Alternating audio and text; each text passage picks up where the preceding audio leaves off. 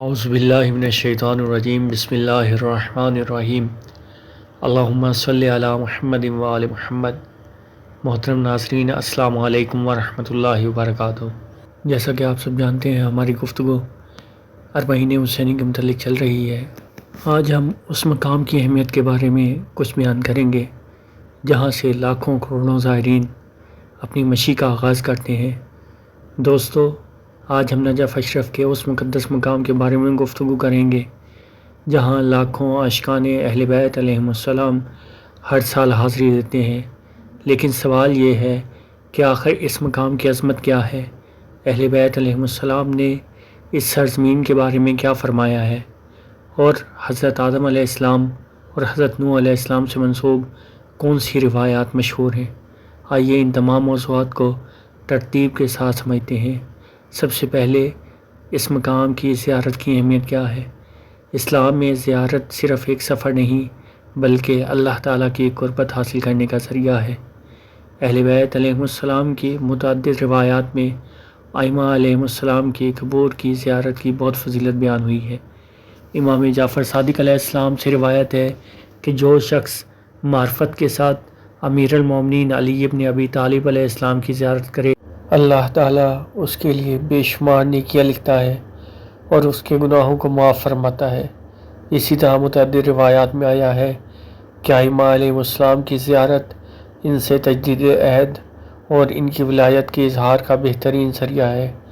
یہاں یہ بات بھی یاد رکھنی چاہیے کہ عبادت صرف اللہ تعالیٰ کی ہے، جبکہ ائمہ علیہ السلام کی زیارت اللہ کے مقرب بندوں سے محبت اور ان کے راستے کی پیروی کا اظہار ہے۔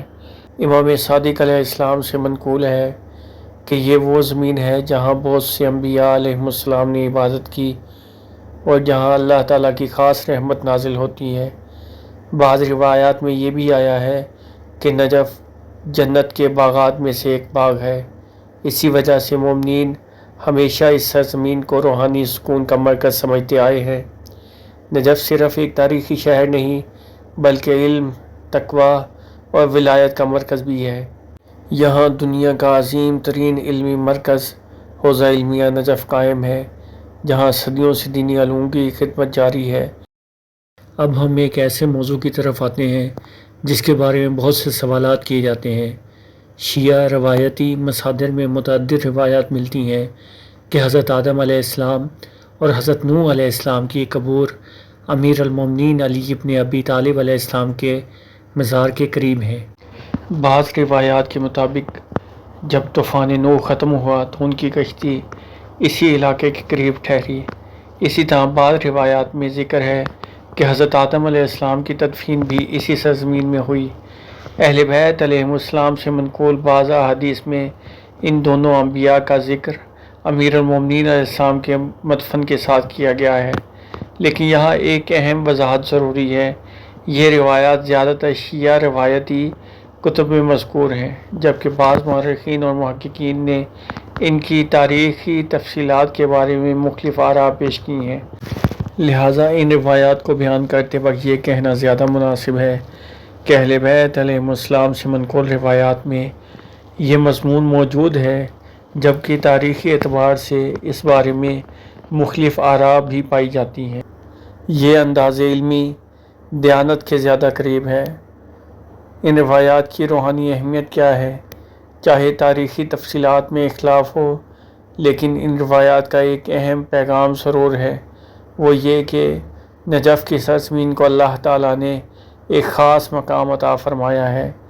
یہی وجہ ہے کہ صدیوں سے علماء، فقہاء اور عاشقان اہل بیت علیہ السلام اس مقام کی زیارت کو باعث برکت سمجھتے آئے ہیں۔ نجف اشرف پہنچنے والا انسان صرف ایک عمارت کی زیارت نہیں کرتا بلکہ وہ ولایت، عدالت، علم اور تقویٰ کی یاد تازہ کرتا ہے۔ زیارت امیر المومنین علیہ السلام کا اصل مقصد صرف مزار دیکھ لینا نہیں بلکہ اپنے کردار کو امیر المومنین علیہ السلام کی سیرت کے مطابق بنانا ہے۔ اگر کوئی شخص نجف اشرف جائے اور واپس آ کر جھوٹ، ظلم، خیانت اور گناہوں سے بچنے کی کوشش کرے تو یہی حقیقی زیارت کا اثر ہے۔ حضرت علی علیہ السلام کی پوری زندگی عدل، عبادت، خدمت خلق اور حق پر استقامت کا درس دیتی ہے۔ تعالیٰ ہمیں اہل بیت علیہ السلام کی صحیح معرفت عطا فرمائے، ان کی محبت میں زندگی گزارنے اور ان کی تعلیمات پر عمل کرنے کی توفیق عطا فرمائے، آمین یا رب العالمین۔ اگر آپ کو یہ ہماری ویڈیو پسند آئے تو اسے ضرور شیئر کریں تاکہ زیادہ سے زیادہ لوگ امیر المومنین حضرت علی علیہ السلام کی عظمت اور نجف اشرف کی فضیلت سے آگاہ ہو سکیں، اور ہمارے چینل کو سبسکرائب کرنا نہ بھولیے گا۔ خداوند کریم آپ کا حامی و ناصر ہو۔ والسلام علیکم ورحمۃ اللہ وبرکاتہ۔ اللہم صلی علی محمد وآل محمد وعجل فرج قائم آل محمد۔